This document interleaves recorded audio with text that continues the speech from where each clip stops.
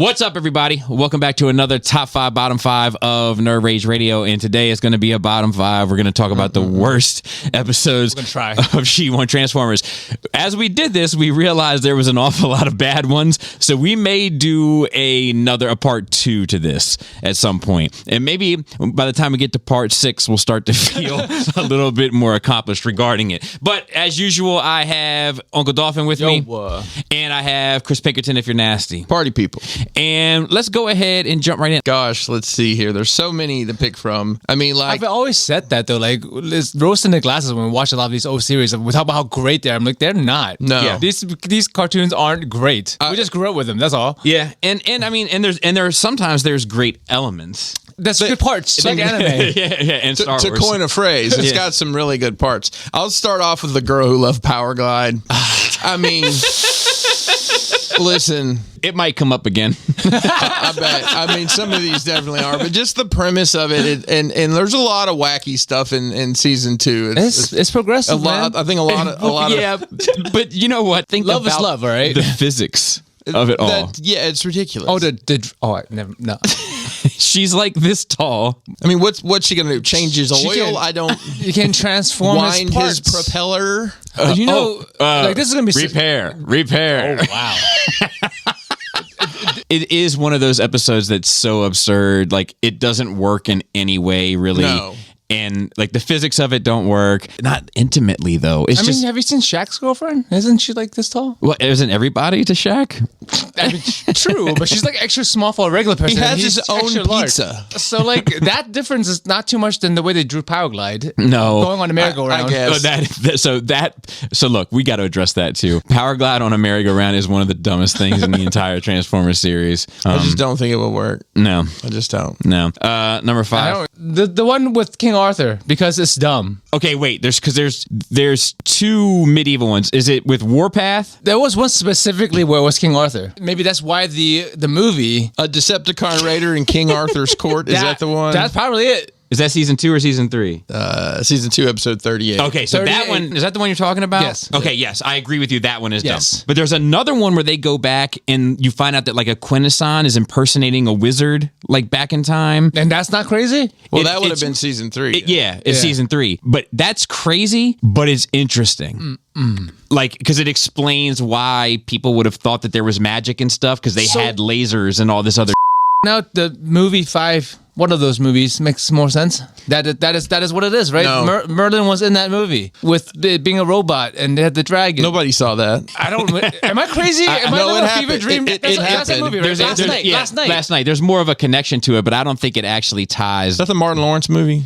I guess it ties directly. That's Black Knight. And there's First Night also, isn't there? Yeah, and then there's is that Deadly Richard Night. Gere? Richard Gere. And then which one was Heath Ledger in? A Knight's Tale? A Knight's Tale, yeah. And then there's The Dark Knight also with Heath Ledger. Dude, Joe's over here dropping knowledge. Oh, man. But I guess it connects back to Transformers in the same way that everything in Michael Bay movie connects back to Transformers, which is to say, loosely. Yes. But I do like the Quintesson one better than the one with Warpath, where he goes back and they like ride him like a chariot, and they have like a jousting thing. Yes. Like, yeah. That's dumb. Dumb. Yeah, I agree. My number 5 is, man, you guys are going to kill me for this. Let me just say this real quick. Uh-oh. These aren't necessarily what I consider to be the worst 5 objectively, because I know there are episodes worse than this, but my number 5 choice is the Ultimate Doom. That is the 3-part series where Dr. Arkaville or whatever is like bringing the planet Cybertron into Earth's atmosphere, which was also in movie Dark Side of the Moon. It's true.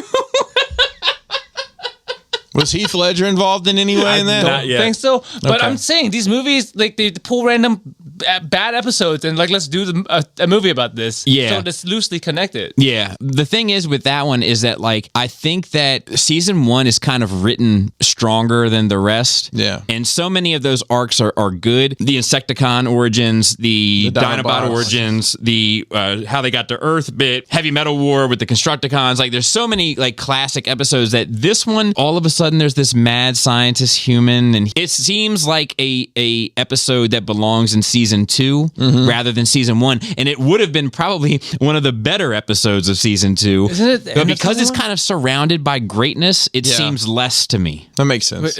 Was that not the season finale of season 1? No, the season finale was Heavy Metal War, but that's my number 5. So my number 4, I'm going to go with shout out to Magic Square's boxes. I'm going with Child's Play. All right.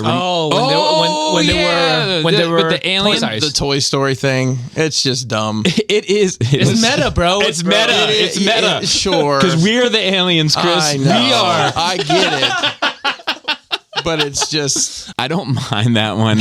And it's endearing, at least. It's dumb, that. but It's dumb. I agree with you there, but I agree with you that it is something endearing about it. Anyway, Joe. The one where Sea Spray and a mermaid had a thing. A sea change. Do you know names of episodes? I think that's the episode. And I remember where he goes to Atlantis. Yes. Yeah.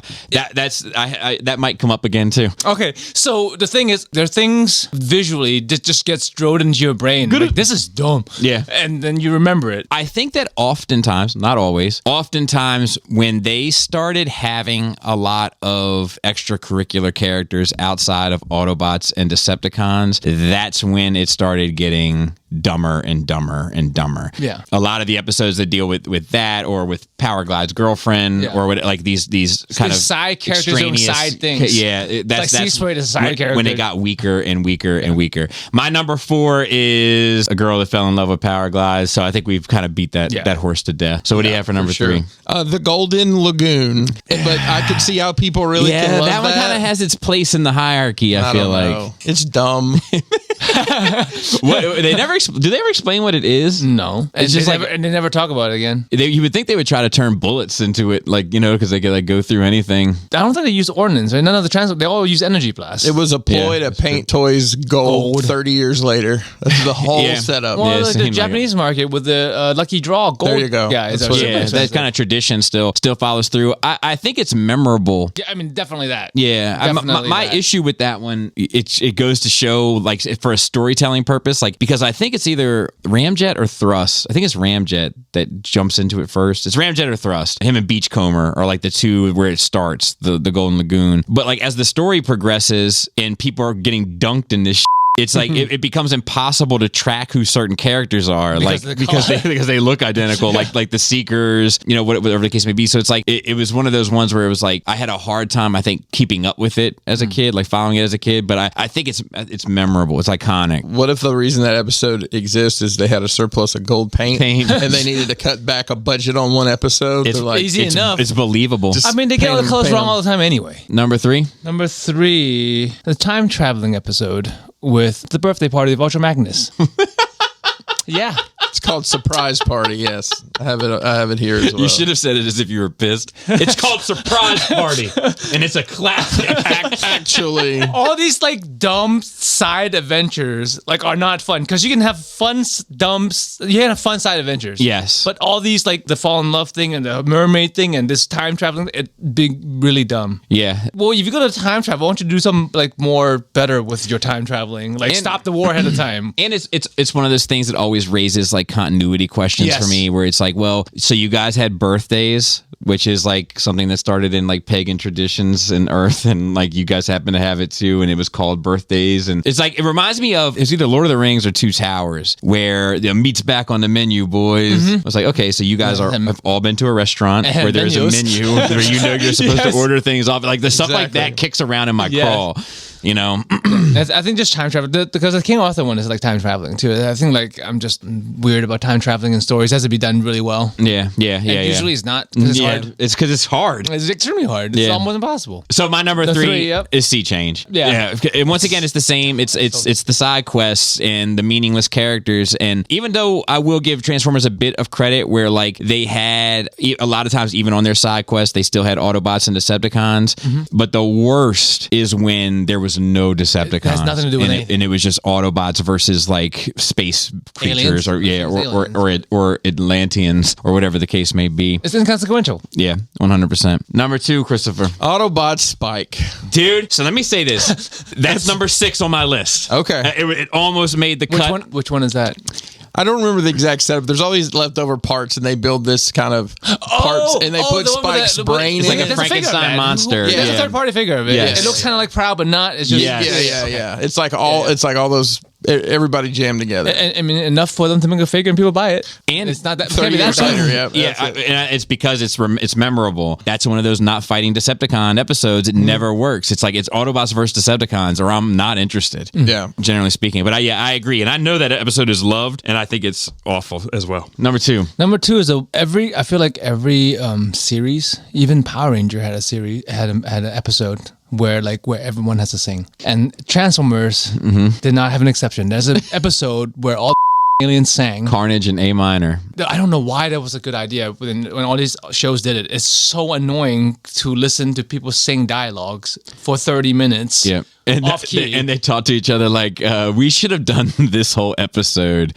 that way. Number 3 for me is such and such. Jazz hands.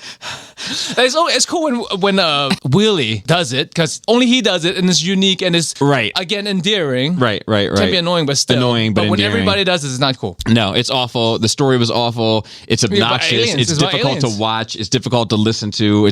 There are Decepticons in it, but it's a side quest that seems meaningless in the big picture. It seems like a distraction. They were in their whole thing. They were gonna weaponize. Do you remember that? The Decepticons were gonna weaponize the sound, their voices. Yeah. Literally. Sonic weapons, bro. Voices were a weapon, as it were, just to any kid that was watching it. I mean, it's definitely a torture for advanced interrogation techniques. I think you're bringing up trauma from my youth. The singing in there was just awful. Yeah. No, my number 2 is Bot. Yeah, where they make this big dumb trash can transformer to go and do mayhem or whatever, and it's just he looks dumb. Yeah, it's not at least make him cool looking. Right? The premise is dumb. It seems like the Autobots or Decepticons could have obliterated that dude in 10 seconds, and somehow he becomes this legitimate threat, even though he's made with earthly metals and everything else that you would think would be destroyed easily by this alien technology. But it's just it's so bad that I don't think that's a third party figure of it yet. Hold on. I mean, that's how bad it is, though, right? Because we have all these other KFC guys. Sends in questions. Dr. Archiville. Keith, cover your ears. That is dumb. But my number 1 is Hoist Goes Hollywood. It's just very dumb. Dude, that was edged out. That was my number 6. I respect it. It's about a sellout. Wow.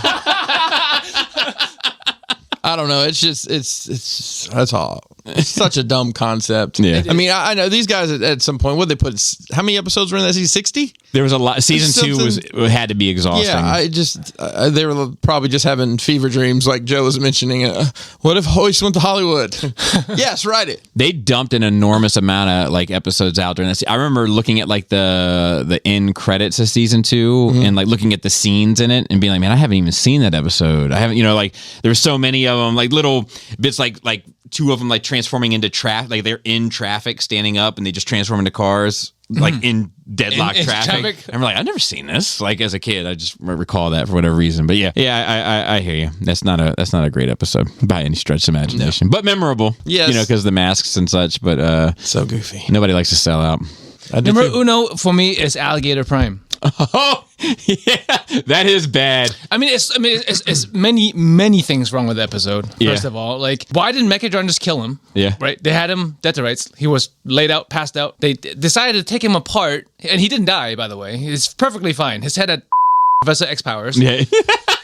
Like the Iron Giant, right? Yeah. Calling everything back. Exactly. And they made an alligator out of him and had his arm be a sentry gun and stuff. But at the end of the day, it's all fine. They put him back together and it's just Prime again. There's just so many continuity and suspense of disbelief breaking things that make everything else not matter. It would have been scarier if it was just a cab over truck chasing you down the street. Yeah. You know what I mean? But I remember it was just his arm that was yes, it was just shooting. And then the alligator is scary. It's a giant alligator robot. Why is Prime head? They just kept the Prime head. They didn't put it in the trash compactor or nothing. I guess you don't need it because remember it flipped inside. Why did Megatron just kill Prime? That's arm, all they needed to do. The arm and the head were parts forming for the alligator. Yeah, yeah. But it's bad. It's very memorable. I remember even as a kid, I'm why did they take Prime apart and make him a crocodile? Yeah. My number 1 is also Carnage in A minor for the reasons that we kind of already talked about. about it. And also, I feel like there's some unwritten rule somewhere that, like, as a Transformer fan, you're supposed to pick it as the worst one. I feel like I might have caved to peer pressure on that one a bit, to be honest. But it was definitely in my frontal lobe for one of the worst ones. I still find it challenging to watch. There's a bunch of them. Just don't watch it. There's a bunch of them, though, man. There's a bunch of them, though. The season 2 is a rough watch for me. A lot of people think season 3 is a rough watch. I can watch season 3 a lot easier than season 2 because at least season 3 was different. It was like a sci-fi show. It was like a, you know, there was a they didn't have the restraints of being on Earth. On Earth, yeah, and everything on Earth. Like, I mean, they had to go down and find Atlanteans to make it interesting. Exactly. You know, like, so I don't know. I struggle a lot more with season 2. We're not going to do honorable mentions because we might revisit this with another 5. Feel free to leave yours in the comments. If they're in line with ours, then we'll validate them. About the same, probably.